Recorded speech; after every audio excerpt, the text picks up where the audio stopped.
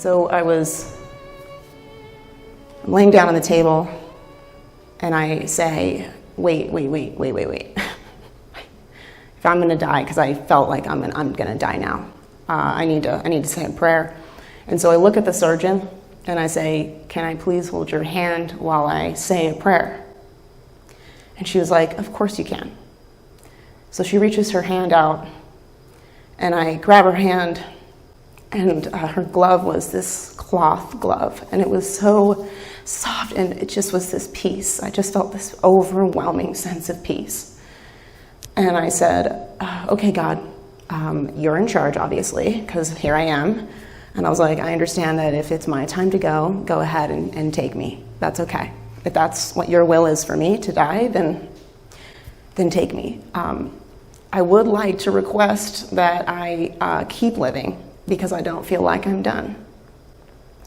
And then this huge wave of just no pain. I felt no pain. And before I was in a lot of pain, like unimaginable pain. And I had felt nothing but just complete serenity, complete peace and love. Just an abundance of love that like it's overflowing, like you can't contain it. And I was in this dark space, and it was very warm, and it was very dark, like very, very dark. And I don't even know if I could see or if I tried to open my eyes, but I just was enveloped. It was more like it like surrounded me than like I went to it. And as I'm laying there, it's kind of hitting me like, oh, and this part happened really, really, really fast, by the way. So it was like it felt like it was 1 second long, so quick. And I'm sitting there, I'm like laying there in this space, this black space, this like womb. It felt like a womb in that moment. Is like the love, like the connection, and it's kind of like hitting me in these like little waves. And then I get to see, this is also difficult to describe, so I'm thinking it, I'm feeling it, and I'm also hearing it, but I'm not hearing it with my ears. I'm hearing it with my eyes. That sounds really wild, but that's what I mean, you know, I don't make the rules. So I really don't. But what happened was, it was like when I was in this black space, it was almost like the universe, almost. And it was like I could see these shapes in the universe. And I studied physics at one point, and that is something I do believe. Like these shapes that occur naturally in the universe do occur on the planet. We're made of dust, right? But the way it was conveyed to me was more about like our connection. Like the triangle would then morph into something else, or like a square, and like each one and it happened like that, but each one represented the connection that I have, or I had, or we all have. And it was so fast. And as that was happening, what hit me was how much I didn't know, and how much I never will know. And that was all about like that love and connection. And like I ended up talking to my friend about this a lot, where like the best way I tried to describe it was like Occam's razor. It's just so simple. It's just love. It's so difficult to put into words, the experience. And that's what was conveyed to me the most, was that connection, and that what is in between that connection is love. And it's with everything. It's with all of time. It's with the plants, the animals, humans, buildings, everything. We're just so divinely connected. And I can be a bit of an isolator because I'm an introvert, and I always felt kind of separate.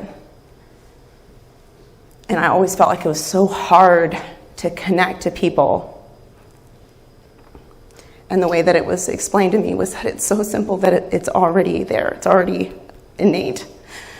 And I don't have to earn it. And it just happens. It's automatic. And so I said to like the darkness, how am I going to tell every single person that I've ever met how much I love them? And this being, BP, I thought BP was the anesthesiologist for like the longest time. like the longest time. And BP is so excited. It's the most energy. It was so excited. It was so pumped. It was like I could feel it kind of waiting in the background, like, put me in, coach, you know, and like it gets there, and it's like, it explains to me, not in words, because it's not communicated in words. The way that BP communicates is with a feeling that's translated, if that makes sense. So I feel the word, and then I understand it. And the way it was explained to me was BP was like, oh yeah, you can totally do that, even when you're dead. You know, and I was like, what? Yeah, okay, like so pumped. And the next thing that happened was I felt that complete peace again. And I was moved to a new area, and I was like, it felt like I was on the outside of a room, but not a room like we understand a room, like an area, a space. You know, if you think about like a cell almost, like the boundaries they're not defined in a way, I guess. So not like a cell, but like, I don't know how to describe it, but it's not, it's hard to describe. But so I knew I was on the outside of something else, like there was something there, and then as soon as I kind of realized that, it felt like a key was put in a lock, and it turned, like I was home, like that everything I had felt like I had been missing was right behind that door. But there was not a door, but it was right on the other side of this space. And then I felt my dad. And now I really will cry. My dad died very tragically when I was 21, and he was my best friend. And his death really, really messed me up. And I've missed him a lot. I've always missed him. And so I remember it was hard to see where I was. I remember it was like everything was very foggy and very difficult to see, but I knew he was there. And I saw my grandmother, and I saw my grandfather. My dad was really young, and the look on his face after like I realized he was there was like, he looked like, he had this look where he's like, oh, bummer for you, you can't stay. I was like, You know, it was like so fast, and I knew he was there. I knew everyone that I knew that everyone that was there had known me, or I had known them at some point in time. That like, and also the beings that were there weren't necessarily always human, or had ever been human. And the way that BP was explaining it to me was that like BP had some kind of association with a being like them, and that they had worked together to connect us. And that the way BP made it sound was a lot of effort. And sorry, it's so hard to not talk about it without crying. And then the way BP explained it to me was, I can tell everybody that I love them, right? That was like how I can tell them and be dead. And then BP said, well, you can just tell them yourself. And then boom, I was back in my body, and I remember like shooting up, like trying to sit up, but my abs didn't work because they had actually cut me open here, and here. I remember reaching over to the person that was like wheeling me because I woke up in the hallway, and I was like, I need to talk to Jeff. That's my boyfriend's name. I was like, he has got to know, about this like it is so fire over there. Like it is so amazing. And then I realized like I wasn't dead anymore, and I was like kind of bummed. I was like, oh wow, I'm back, and I had asked for it. I had asked to come back. You know what I mean? But I was still kind of like, oh. This wasn't, oh man, it was so much better. Because I was in a lot of pain, a lot of pain.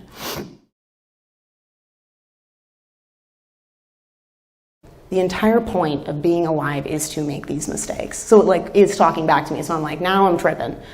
And it's saying like, That's the whole point is to make the mistake. The whole point is to live your life. The whole entire point is to be human. You have one job to do on earth, and that is to be a human being. And then it expressed to me feelings of envy that, like, on the other side, since BP has never been alive, never been a human, that we don't ever get that when we're on the other side. We don't feel those human feelings here on the other side. We kind of do, but not to the same extent where BP is at, if that makes sense. So it's like they're not going to feel anguish to the degree that we do. And the way that BP was explaining it was like, enjoy it. Enjoy the misery, enjoy the pain, because it won't last. Enjoy the joy, because that won't last either. So the whole point was like not to like reach some goal of like perfection, right? Or not to reach some goal of like this certain level of humanity, but to like be where I'm at, wherever I'm at. And just to live my life and to be a participant in my own life. And then